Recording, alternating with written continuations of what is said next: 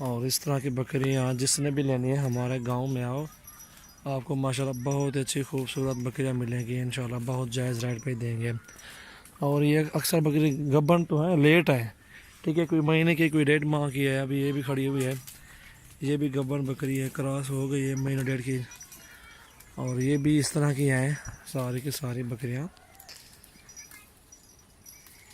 और जिसने भी लेनी हो हमसे रब्ता करें, सजावट गोट फार्म से। अल्हम्दुलिल्लाह सजावट बात कर रहा हूँ आपको। ये भी गब्बन बकरी है, ये इसी का बच्चा है, वो सामने जो ठहरा हुआ है वो वाला। माशाल्लाह बहुत अच्छी चीज़ें हैं ये, ठीक है। जिस महीने भी लेने हो हमसे रब्ता करें और जायज़ रेट पे इंशाल्लाह दे देंगे। गब्बन बकरी राजनपुरी प्योर माशाल्लाह, जिस महीने भी लेनी हो अपना जो है ना वीडियो देख के ना हमें बता दे कि यार ये बकरी, और निशान लगा के जैसे कहते हैं यार, वो मुझे भेज दें आप, उसका रेट कर देंगे आपसे इंशाल्लाह, जायज़ रेट पे दे देंगे।